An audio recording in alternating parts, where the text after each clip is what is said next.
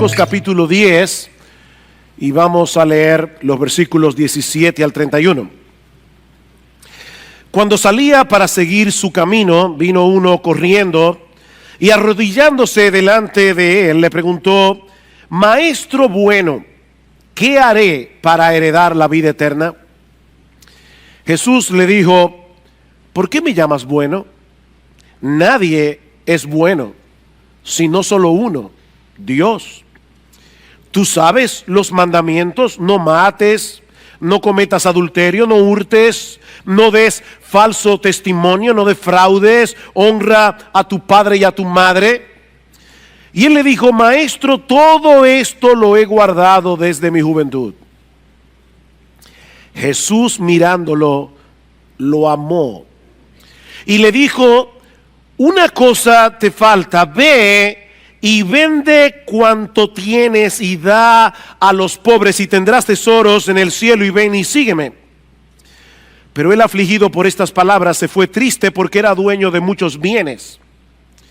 Jesús, mirando en derredor, dijo a sus discípulos: qué difícil será para los que tienen riquezas entrar en el reino de Dios. Y los discípulos se asombraron de sus palabras, pero Jesús, respondiendo de nuevo, les dijo: hijos, qué difícil es entrar en el reino de Dios. Es más fácil que un camello pase por el ojo de una aguja que el que un rico entre en el reino de Dios. Ellos se asombraron aún más, diciendo entre sí: ¿y quién podrá salvarse? Mirándolos, Jesús dijo: para los hombres es imposible, pero no para Dios, porque todas las cosas son posibles para Dios. Entonces Pedro comenzó a decirle: he aquí, nosotros lo hemos dejado todo y te hemos seguido. Jesús dijo: en verdad os digo, no hay nadie que haya dejado casa o hermanos o hermanas o padre o madre o hijos o tierras por causa de mí y por causa del evangelio, que no reciba 100 veces más ahora en este tiempo casas y hermanos y hermanas y madres e hijos y tierras, junto con persecuciones, y en el siglo venidero la vida eterna. Pero muchos primeros serán últimos y los últimos primero. Si hay algo seguro en la vida, es que todos vamos a morir algún día.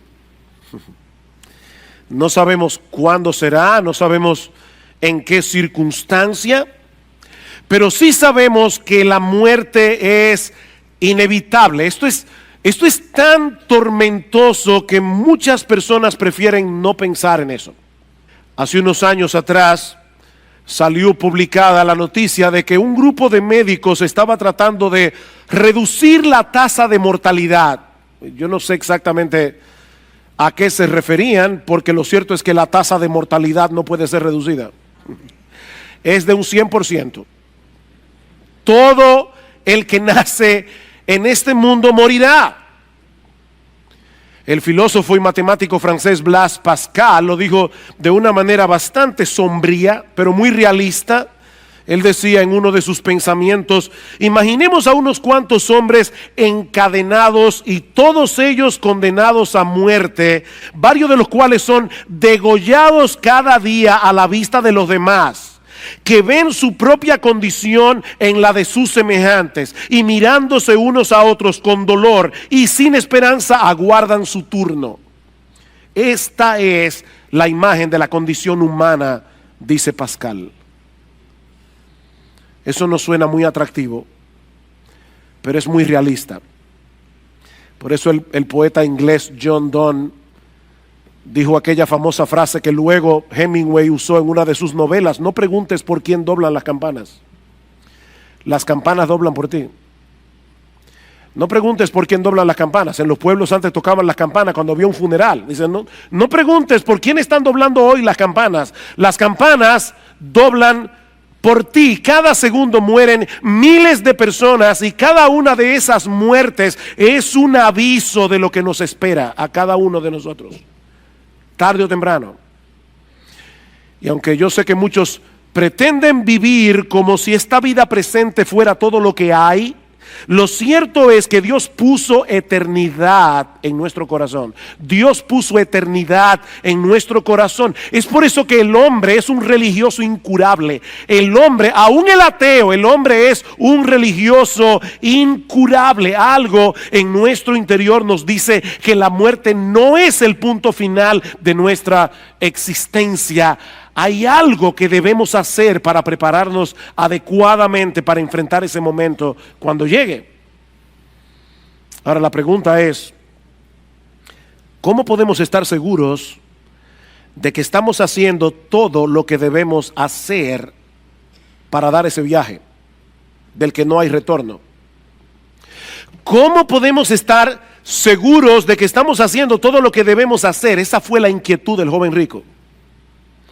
Esa fue la inquietud de este hombre que vino a Jesús y que vamos a estudiar en esta mañana, como les decía, continuando con nuestra serie consecutiva de exposiciones en el Evangelio de Marcos. El Señor había estado por un tiempo en la región llamada Perea, como vimos hace 2 domingos atrás, al otro lado del Jordán, pero ahora se dirige hacia la ciudad de Jerusalén. Eso lo vemos en el versículo 32. Y unos pocos meses más tarde, en la ciudad de Jerusalén, Jesús sería juzgado, Jesús sería condenado a la muerte. Así que nosotros estamos aquí al principio del fin del ministerio de nuestro Señor Jesucristo, cuando de repente llega este joven, que aparentemente está muy turbado por el estado de su alma delante de Dios. Lean una vez más versículo 17. Cuando salía para seguir su camino, vino uno corriendo y arrodillándose delante de él le preguntó: Maestro bueno, ¿qué haré para heredar la vida eterna? Un joven rico, dice Marcos. Lucas, en el relato paralelo, nos dice que este hombre era muy rico y que era un hombre prominente. De hecho, la palabra que Lucas usa es gobernante. Este hombre era un personaje en el pueblo de Israel. Probablemente era miembro del Sanedrín, una de las instituciones más emblemáticas, más prestigiosas de la nación de Israel en los días de Jesús. Así que este individuo había tenido bastante éxito en la vida.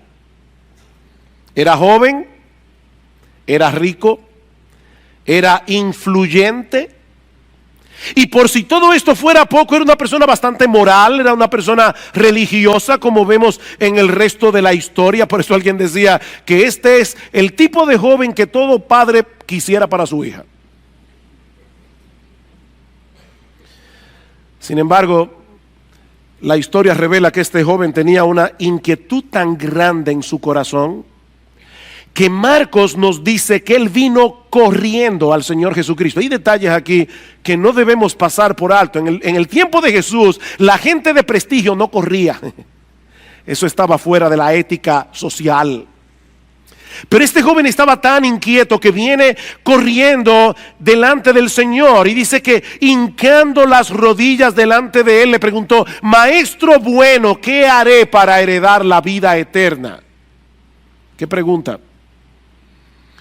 En otras palabras, Maestro, ¿cómo yo puedo estar seguro de que yo estoy haciendo todas las cosas que yo debo hacer para ir al cielo?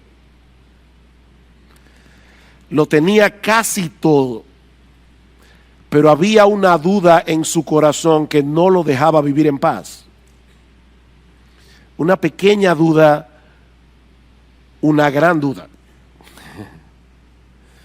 Esto no es para hacer chistes, pero me vino a la mente algo que vi hace unos años atrás en una viñeta de esa que salen en los periódicos. Había un individuo en el desierto muriéndose de sed y habían 2 manantiales de agua al lado y un letrero que decía: cuidado, agua venenosa, y en el otro decía: esta agua es potable, y otro letrero que decía: o será al revés.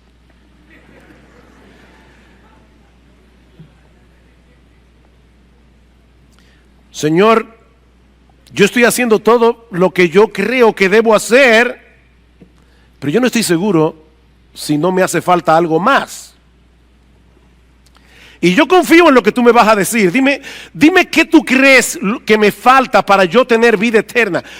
Ahora, hermanos, piensen en esto por un momento. Ese es el sueño de todo cristiano, que alguien venga a ti y te pregunte, dime qué yo debo hacer para ser salvo. Pero ahora escuchen la respuesta de Jesús. Versículo 18. Jesús le dijo, ¿por qué me llamas bueno?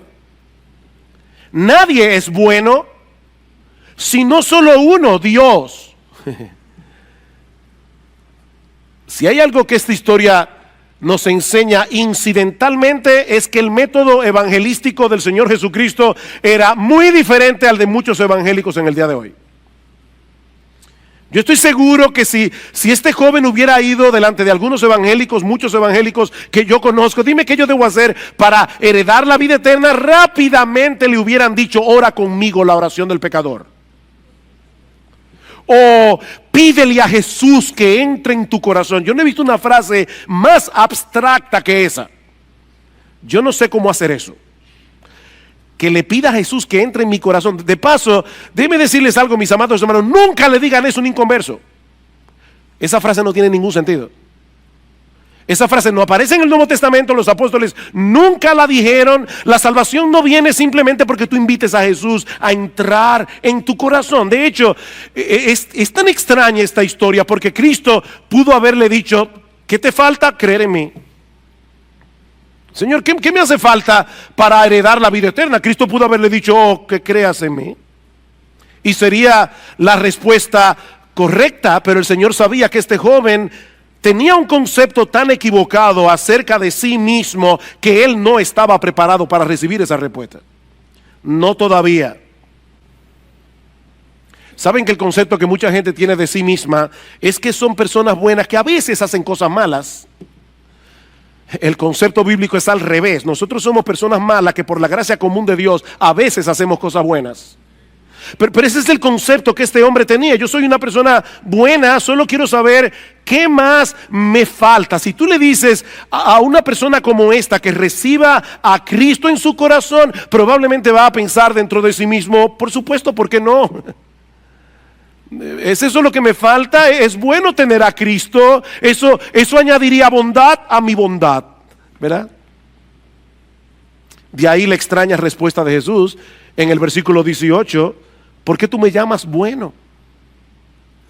En otras palabras, tú vienes a mí como si yo fuera un maestro común y corriente. Tú vienes a mí como si yo fuera un hombre, igual que tú, solo que con más sabiduría que tú. Ahora, si eso es lo que tú piensas de mí, ¿por qué me llamas bueno? Porque en el mundo entero hay una sola persona que merece ese calificativo y no eres tú, es Dios. Hay uno solo que es bueno. Jesús no está ni negando ni afirmando que Él sea Dios en este pasaje. Ese no es el foco primario de atención aquí. Él simplemente quiere hacerle ver a este joven lo equivocado que él estaba cuando él creía de sí mismo que él era bueno. Porque lo cierto es que en el mundo entero no hay nadie, absolutamente nadie, que sea bueno. Dice Pablo en Romanos capítulo 3 versículo 10, todos se desviaron, a una se hicieron inútiles todos, no hay quien haga lo bueno, no hay ni siquiera uno. Y sí, yo sé que hay personas que son relativamente buenas, y son relativamente buenas en comparación con otros seres humanos que son peores. Pero si tú te comparas con el estándar de santidad de Dios, si tú te comparas con la santidad del mismo Dios, con el carácter de Dios, te vas a dar cuenta que tú no eres bueno. No hay nadie que llene esa medida, aunque algunos crean que sí, como es el caso del joven rico, versículo 19. Oigan lo que le dice el Señor. Oh, ¿tú quieres saber qué tú debes hacer para heredar la vida eterna? ¿Tú sabes los mandamientos? No mates, no cometas adulterio, no hurtes, no des falso testimonio, no defraudes, honra a tu padre y a tu madre. ¿Tú quieres hacer algo para salvarte?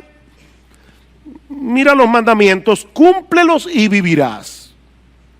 Ahora, pregunta, ¿está enseñando Jesús aquí en este pasaje que la salvación es por obras, que la salvación es por obedecer los 10 mandamientos? Por supuesto que no. De hecho, no voy a entrar en esto ahora, pero si ustedes van al capítulo 18 de Lucas, que es donde está el texto paralelo de Marcos capítulo 10, verán que inmediatamente antes de este relato encontramos la parábola del fariseo y el publicano.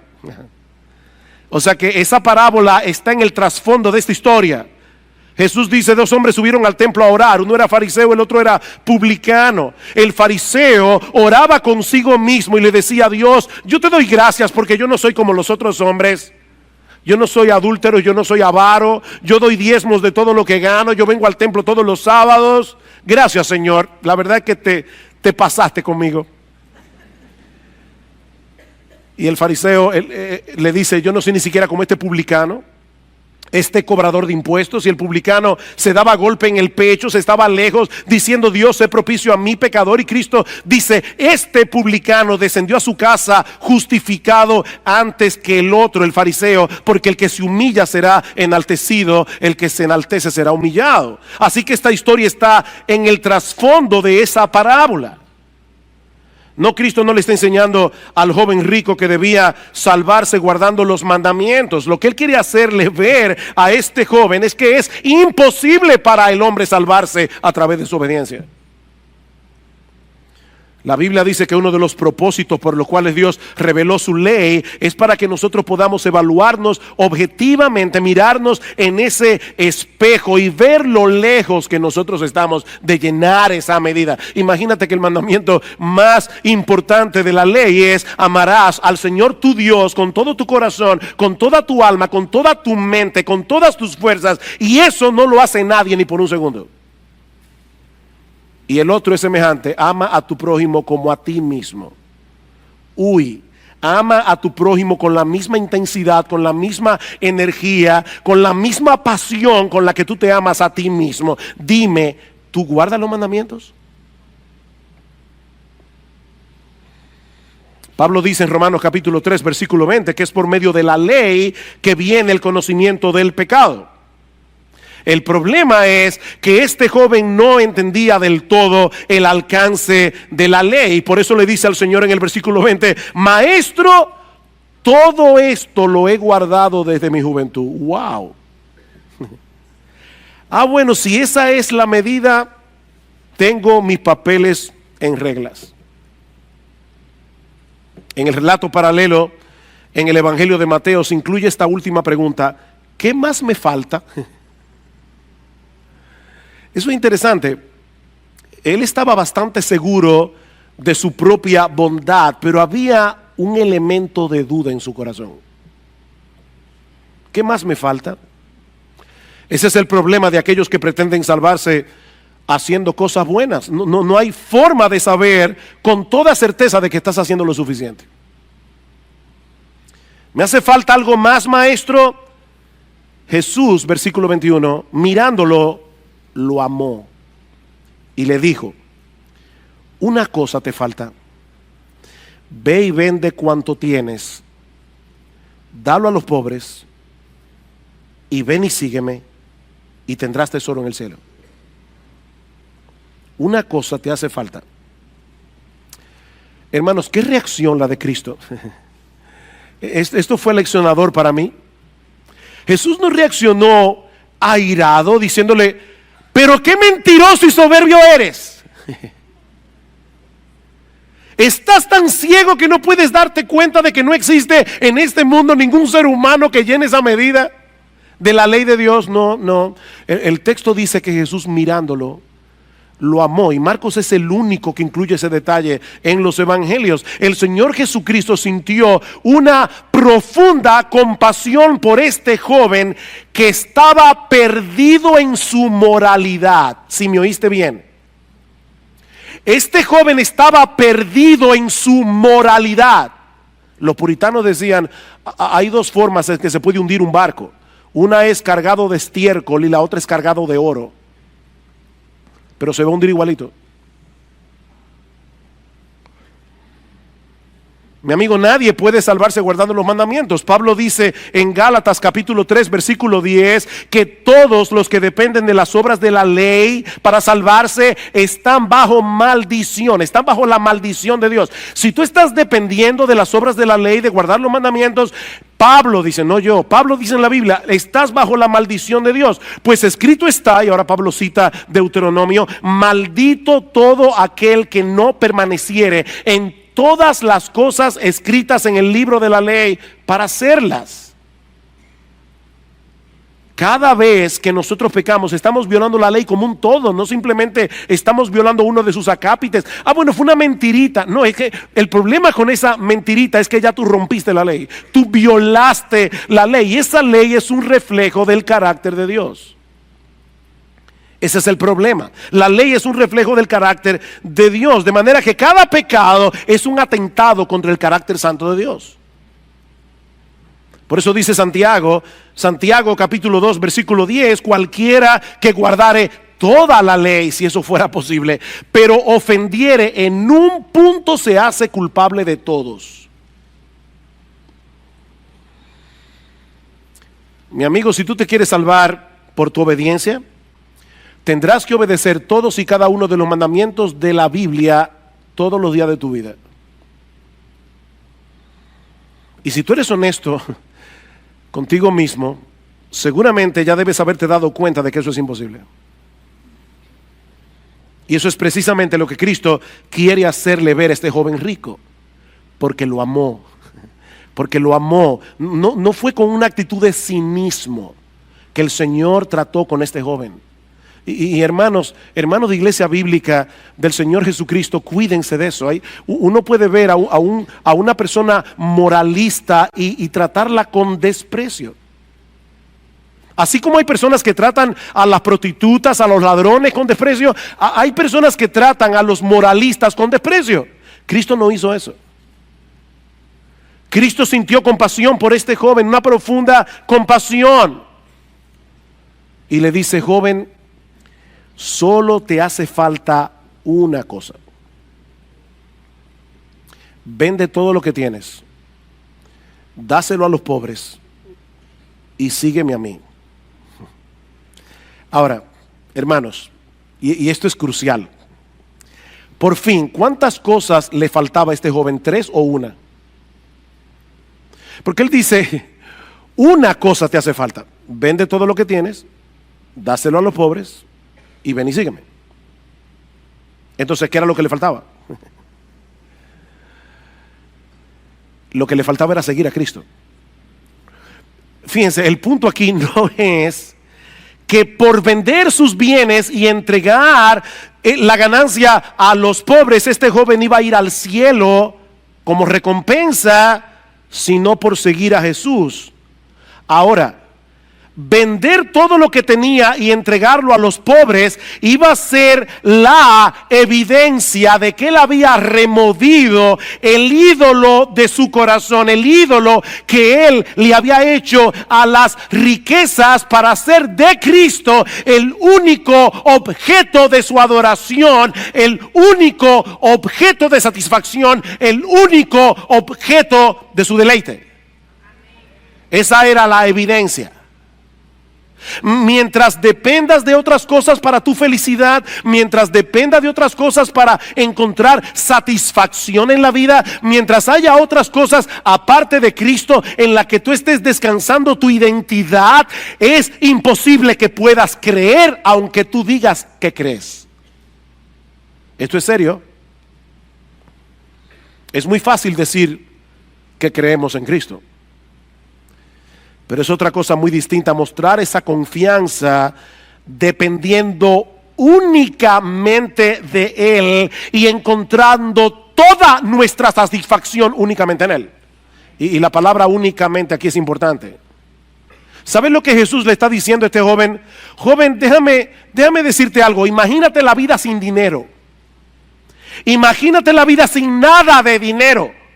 Y imagínate la vida sin tus bienes, imagínate la vida sin tus casas, imagínate la vida sin tus carros, sin tu ropa, sin tus muebles, sin tu vivienda, sin tu cuenta bancaria. Imagínate una vida en la que solo me tuvieras a mí. Pregunta, ¿estarías satisfecho?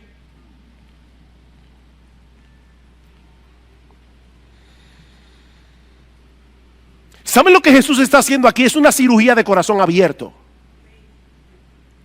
Eso es lo que Jesús está haciendo aquí. Es una cirugía de corazón abierto. Cristo está metiendo el bisturí lo más profundo que Él pueda para tocar el nervio central de la idolatría de ese joven.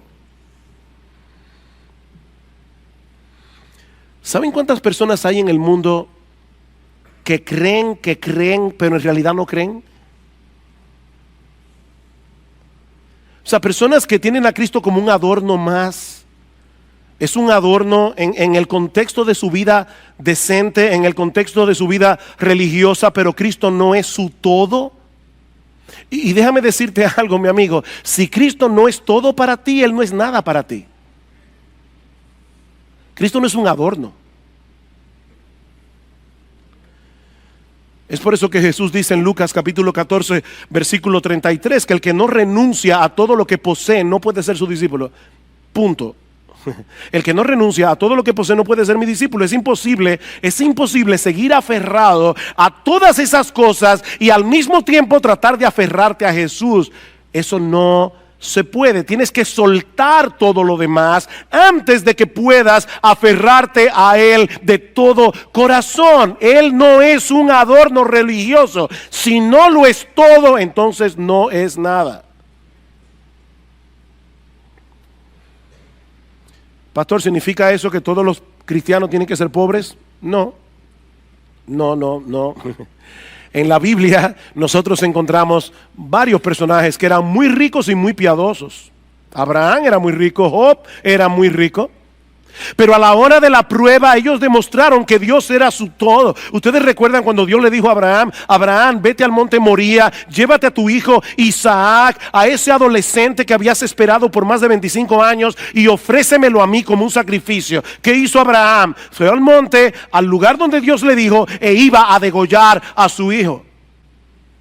Y por supuesto Dios no se lo permitió. Pero Abraham demostró allí que él no idolatraba a su hijo. Dios era su todo, no su hijo. Lamentablemente este joven no pasó la prueba. En aquel momento crucial de su vida quedó evidenciado claramente quién era realmente su Dios. Versículo 22. Pero él, afligido por estas palabras, se fue triste, porque era dueño de muchos bienes. ¿Ven el contraste? El mismo que vino corriendo, hincando las rodillas, el mismo que vino con todo ese entusiasmo, se fue angustiado. Ese es el significado literal de la palabra griega que se usa allí y que nuestra Biblia traduce como afligido. Es exactamente la misma palabra griega que aparece en Mateo capítulo 26 versículo 37, cuando dice que el Señor estaba angustiado en el huerto de Getsemaní. Es la misma palabra. Se fue angustiado. El cáncer del materialismo había hecho metástasis en el corazón de este joven. Él estaba atrapado. Toda su vida dependía de sus riquezas. Mis hermanos, amigos que están aquí, escúchenme bien, porque esto que voy a decir ahora es una distinción crucial. El problema de este joven no radicaba en el hecho de tener muchos bienes. Su problema era que los bienes lo tenían a él. Es diferente. Él estaba atrapado, él estaba esclavizado por sus bienes. Él era un esclavo. Y nadie que no esté dispuesto a renunciar a esa esclavitud puede abrazar a Cristo de todo corazón. Nadie puede abrazar a Cristo de todo corazón mientras no esté dispuesto a soltar esa soga. Ahora, ¿saben cuál es el problema? El problema es que ningún ser humano puede librarse de esa tiranía por sí mismo. Óyeme bien, ningún ser humano puede librarse de esa tiranía en sus propias fuerzas. De ahí las palabras de Jesús a partir del versículo 23. Cuando se va el joven rico, dice Jesús, mirando en derredor, dijo a sus discípulos: qué difícil será para los que tienen riquezas entrar en el reino de Dios. Y los discípulos se asombraron de sus palabras, pero Jesús, respondiendo de nuevo, les dijo: hijos, qué difícil es entrar en el reino de Dios. Es más fácil que un camello pase por el ojo de una aguja que el que un rico entre en el reino de Dios. Ellos se asombraron aún más, diciendo entre sí: ¿y quién podrá salvarse? Mirándolos, Jesús dijo: para los hombres es imposible. Para los hombres es imposible. Esa es la enseñanza de toda esta sección. La salvación es imposible para los hombres, sean ricos o sean pobres. Noten lo que dice en el versículo 27 otra vez.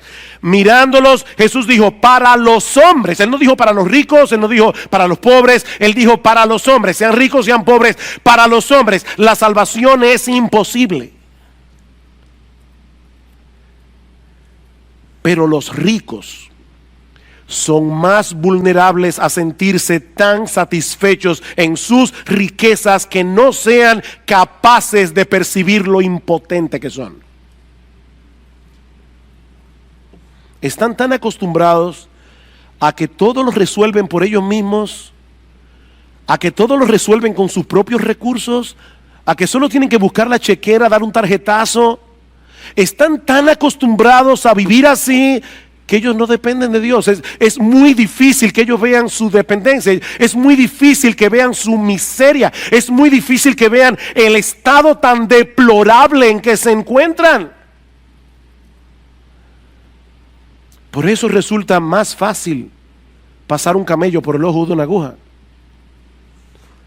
a que un rico entre en el reino de Dios. Pastor, ¿y qué significa eso? Pasar un camello por el ojo de una aguja, exactamente eso mismo. Exactamente eso mismo. Esa era una frase coloquial que se usaba en aquellos días para señalar algo que es imposible. Es como los gringos tienen una frase en inglés que yo no sé si se usa en español, pero ellos dicen: cuando a las ranas les salgan pelos. O sea, nunca. La misma posibilidad que hay de que a una rana le salgan pelos, o de que tú entres un camello por el ojo de una aguja, es la posibilidad que hay de que un rico entre al reino de Dios. Es absolutamente imposible que un camello pase por el ojo de una aguja, y así también es imposible para el hombre salvarse en sus propias fuerzas, y mucho menos alguien que se siente tan satisfecho por todo lo que tiene. Es imposible. Las riquezas pueden ser un gran problema. Pueden ser un gran obstáculo y pueden impedir a los hombres que vengan a Cristo con humildad, que vengan a Cristo con ese sentido de dependencia del que hablábamos el domingo pasado. ¿Recuerdan cuando estudiamos el texto de los niños que dice: dejad a los niños, venid a mí, porque de los que son como ellos es el reino de los cielos? Dice Cristo en el versículo 15 de Mateo 10 que estudiamos la semana pasada. Dice el Señor aquí: en verdad os digo, el que no reciba el reino de Dios como un niño no entrará en él. Con ese mismo sentido de dependencia, con ese mismo sentido de humillación que tienen los niños. Ahora, esto fue chocante para los discípulos, ¿se dieron cuenta? 2 veces dice que ellos se asombraron. Y le preguntan al Señor: entonces, ¿quién podrá salvarse? En el contexto cultural de estos hombres, las riquezas eran una señal inequívoca de la bendición de Dios.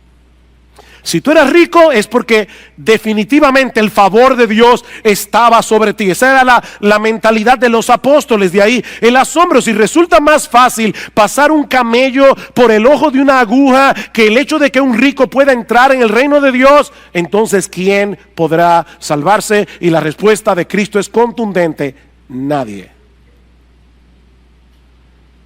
¿Oíste bien? ¿Quién podrá salvarse? Nadie. para los hombres es imposible. No podemos cambiarnos a nosotros mismos. No podemos limpiarnos de nuestros pecados. No podemos disponer nuestro propio corazón para amar a Dios, para amar su gloria por encima de todo, aún amar a Dios y su gloria más que tu propia vida. Tú no puedes hacer eso por ti mismo. Eso es imposible. Estamos encadenados,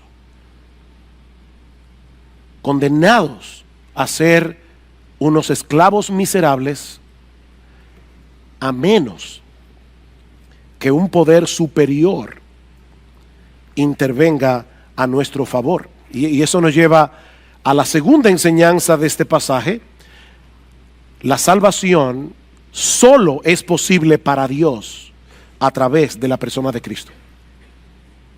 La salvación es imposible para los hombres, la salvación solo es posible para Dios. Vean una vez más el versículo 27. Mirándolos, Jesús dijo: para los hombres es imposible, pero no para Dios, porque todas las cosas son posibles para Dios. Hay esperanza para el hombre porque Dios es todopoderoso. Hay esperanza para el hombre porque Dios puede vencer la obstinación de tu corazón. Dios puede destruir nuestra idolatría. Y es extremadamente importante resaltar esto, porque así como hay muchas personas que creen que no necesitan a Cristo para ser salvos, hay otras personas que tampoco vienen a Cristo porque desconfían de sí mismos. Y yo he visto personas así. Yo no voy a poder vivir la vida cristiana, así que mejor ni lo intento. Yo no voy a poder, eso es demasiado para mí. ¿Sabes cuál es la respuesta de la Biblia? Claro que no vas a poder. Claro que no vas a poder hacerlo en tus propias fuerzas. La salvación es imposible para los hombres, pero no es imposible para Dios.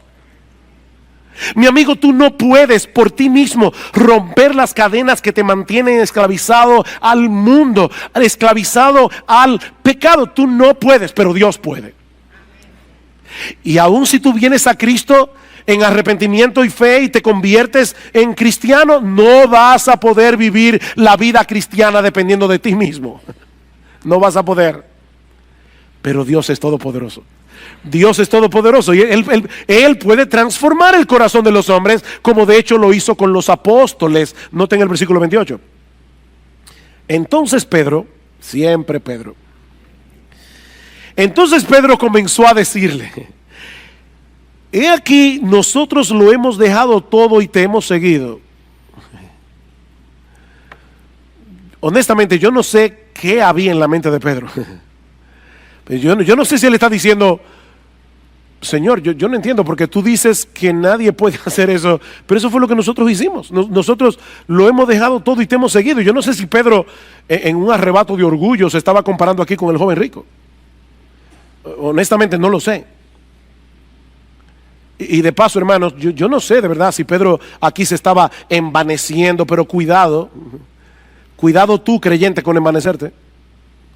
Porque si tú te convertiste al Señor, no fue por tu propia fuerza, no es porque tú eras mejor que aquel amigo tuyo al que también le predicaron el evangelio y no se ha convertido. La salvación es por gracia y depende de Dios.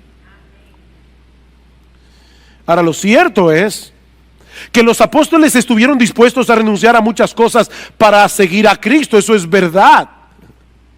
Y Cristo les dice, porque en el evangelio de Mateo se añade: ¿qué pues tendremos? O sea, Pedro dice: nosotros le hemos dejado todo, te hemos seguido, ¿qué pues tendremos? Y Jesús le dice en el versículo 29, Jesús dijo: en verdad os digo, no hay nadie que haya dejado casas o hermanos o hermanas o madre o padre o hijos o tierras por causa de mí y por causa del evangelio, que no reciba 100 veces más ahora en este tiempo casas y hermanos y hermanas y madres e hijos y tierras junto con persecuciones. Qué realista.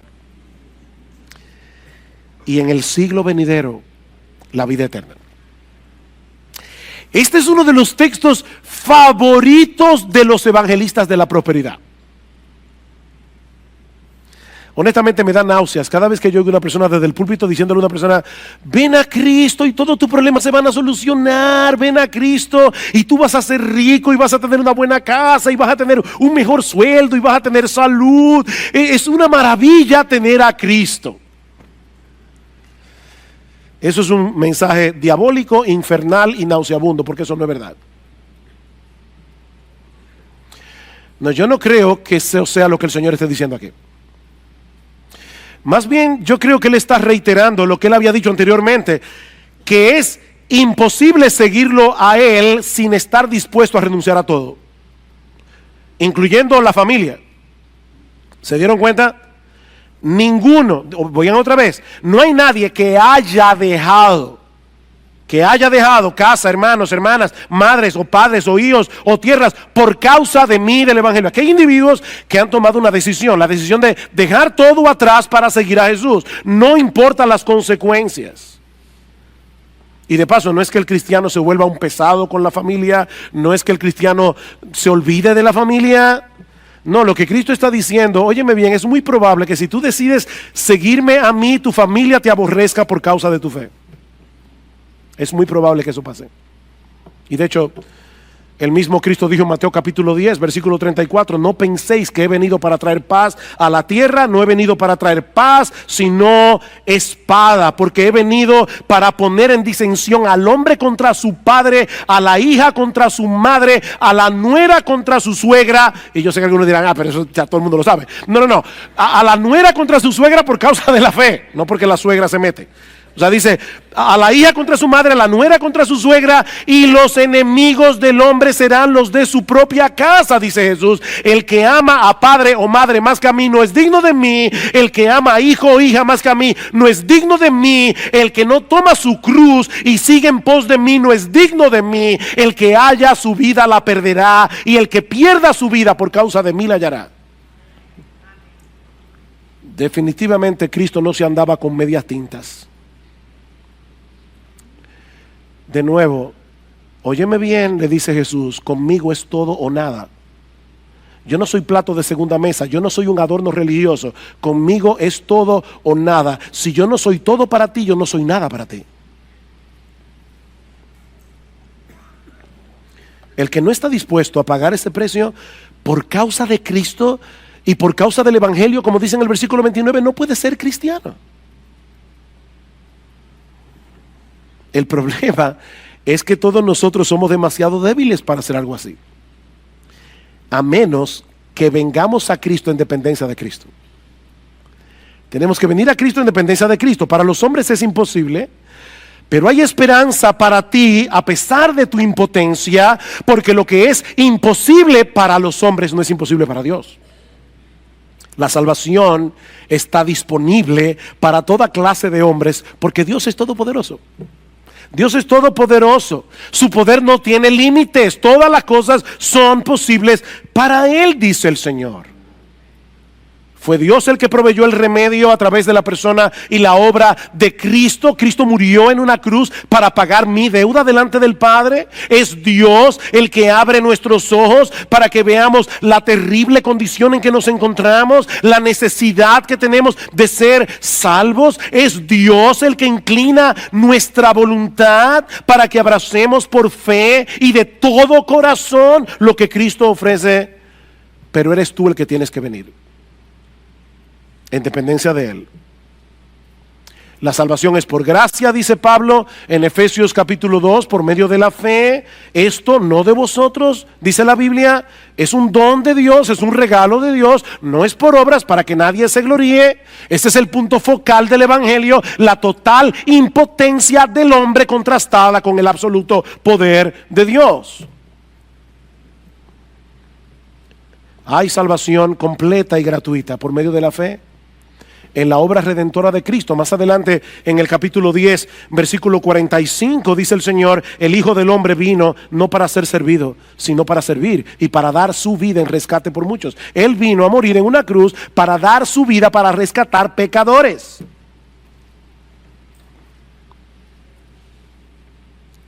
Y es precisamente a través de la proclamación de ese mensaje del evangelio, y por eso estamos predicando hoy aquí, que el poder de Dios se manifiesta para salvación mientras llamamos a los hombres a la fe y al arrepentimiento. Mi amigo, si tú vienes a Cristo, vas a perderlo todo y vas a ganarlo todo.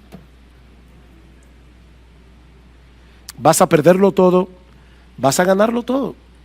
Eso es lo que dice el versículo 29.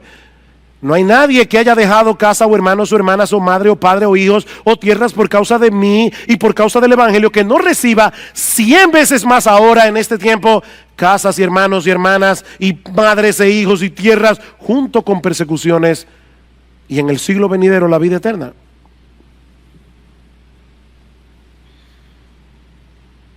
¿Lo que esto significa es que todos los cristianos serán ricos? No. No, yo creo que esta promesa implica dos cosas.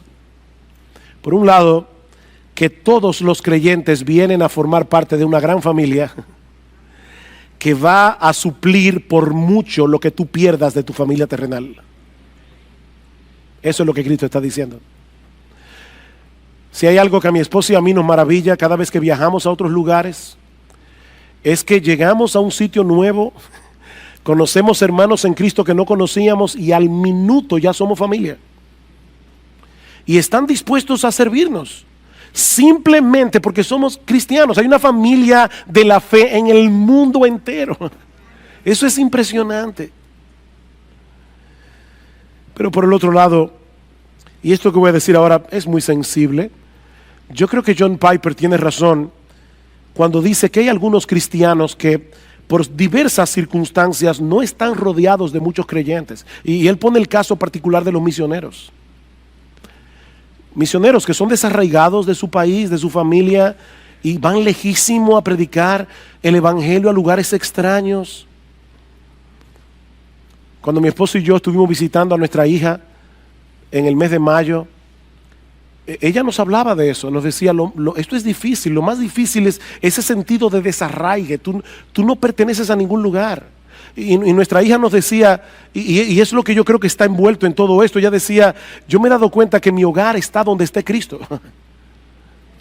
Mi hogar está donde está Cristo. Y yo creo que probablemente lo que el Señor está diciendo allí es a esas personas que están solas en lugares donde no hay casi cristianos. Dice, aún así, si tú lo pierdes todo por causa mía, lo que vas a obtener por el hecho de tenerme a mí será infinitamente más satisfactorio que cualquier cosa de este mundo que tú hayas podido perder. Tú tendrás en mí 100 veces más. Amor incondicional. El amor incondicional de Cristo suplirá 100 veces más el amor de hermanos, hermanas, padres, hijos, tierras, todo. Él será tu hogar y será 1000 veces mejor que el hogar que tú hayas perdido por causa de Él. Cristo es mejor. Y cuando te toque partir de este mundo, como decíamos al principio, cuando te toque partir de este mundo, disfrutarás de una incomparablemente deleitosa comunión con Él por los siglos de los siglos. Es de esa vida eterna que el Señor habla aquí en el versículo 30. Por eso es que Pablo dice en Romanos capítulo 8 versículo 18, estoy seguro, tengo por cierto que las aflicciones de este tiempo presente no se pueden comparar con la gloria venidera que en nosotros ha de manifestarse cuando Jesucristo nuestro Salvador regrese en gloria.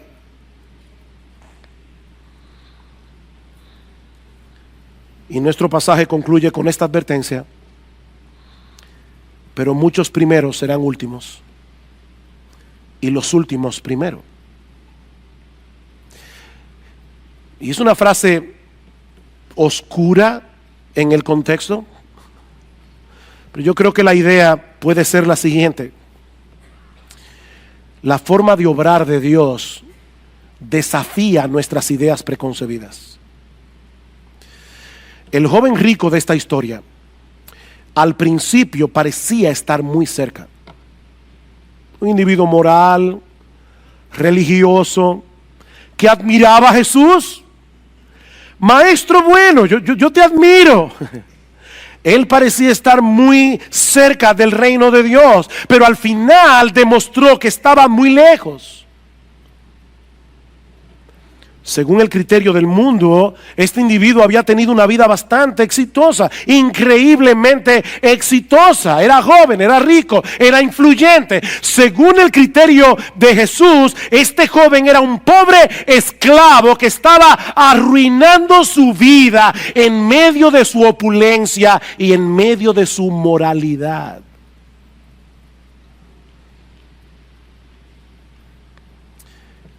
Hermanos, tenemos que aprender a evaluar las cosas con el criterio de Dios, no con el criterio del mundo. De este lado del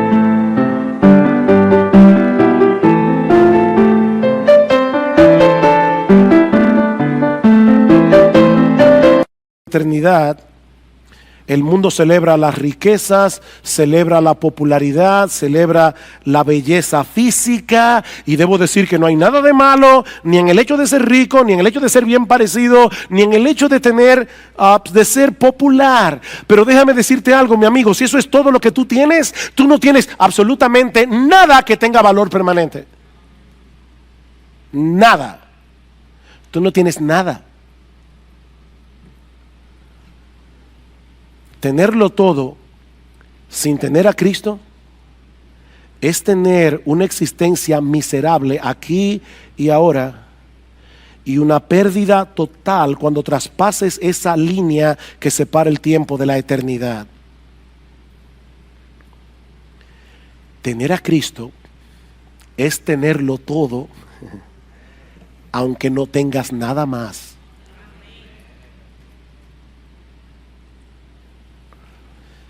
Mi amigo, yo no sé si tú eres rico, si tú eres pobre, económicamente hablando, pero si tú quieres heredar la vida eterna, una cosa te hace falta. No son 2, no son 10, es una sola cosa. Reconoce tu impotencia para salvarte y ven a Cristo con la disposición de seguirle únicamente a Él como Señor y Salvador. O sea, Señor, yo pierdo mi vida por causa tuya. Aquí hay un papel en blanco. Ya rompí esto. Aquí hay un papel en blanco. Está firmado al pie por mí. Lo que tú escribas ahí yo lo voy a hacer, aunque yo no sé lo que es. Tú eres mi único Señor. Tú eres mi único amo. Tú eres mi único dueño. Ven a Cristo. Ven a Cristo y sométete a Él como tu único Señor, como tu único Salvador. Señor, yo no confío en mis buenas obras, yo no confío en mi religión, yo no confío en que soy mejor que aquel. Mi única esperanza es que tú moriste por mí en la cruz del Calvario. Es mi única esperanza. Yo no confío en nada más que en ti. Mi amigo, no pretendas hacer en tus propias fuerzas lo que solo Dios puede hacer por ti. La salvación es imposible para los hombres. Es imposible. Tú no puedes pagar tu deuda con la justicia de Dios por causa de tus pecados. Tú no puedes cambiar por ti solo la inclinación de tu corazón. Tú necesitas la justicia de otro, Jesús, que sea puesta en tu cuenta por medio de la fe. Esa es la única justicia que Dios acepta como buena y válida. Yo sé que todos ustedes aquí han jugado Monopolio alguna vez. Si tú vas al banco con dinero de Monopolio, queriendo abrir una cuenta, van a llamar a un psiquiatra, porque es dinero falso. Óyeme bien, todas tus buenas obras son dinero de Monopolio en la presencia de Dios. No valen nada. La única moneda que circula en el cielo es la justicia de Jesús. La única moneda que circula en el cielo es la justicia de Jesús. Y mi llamado en esta mañana es: ven a Cristo, confiésale tus pecados, confiésale incluso la dureza de tu corazón. Mi esposo y yo hablábamos con una joven esta semana y ella nos decía: yo no quiero a Dios, yo odio a Dios, así mismo. Yo le dije: mira, ¿sabes qué? Díselo a Dios. Díselo a Dios. Confiésale a Dios tu amor al mundo. Confiésale a Dios cómo le has desechado. Confiésale a Dios cómo has cambiado a Él por aquello que no aprovecha, y pídele que transforme tu corazón. Pídele que te dé la gracia de la fe y del arrepentimiento. Pídele que te libere de la esclavitud y de la tiranía del pecado. Lleva tu causa delante de Él, porque solo Él te puede salvar. Quiere el Señor que al final de tu historia no seas como este joven rico, que se presentó delante de Cristo con tanto entusiasmo y finalmente se alejó de Él tan angustiado. Es mi oración que muchos aquí hoy puedan regresar a sus casas llenos de gozo, habiendo encontrado en Cristo el Salvador que sus almas necesitan, habiendo encontrado en Cristo el perdón de todos sus pecados, habiendo encontrado en Cristo gratuitamente, por gracia, por medio de la fe, el regalo de la vida eterna.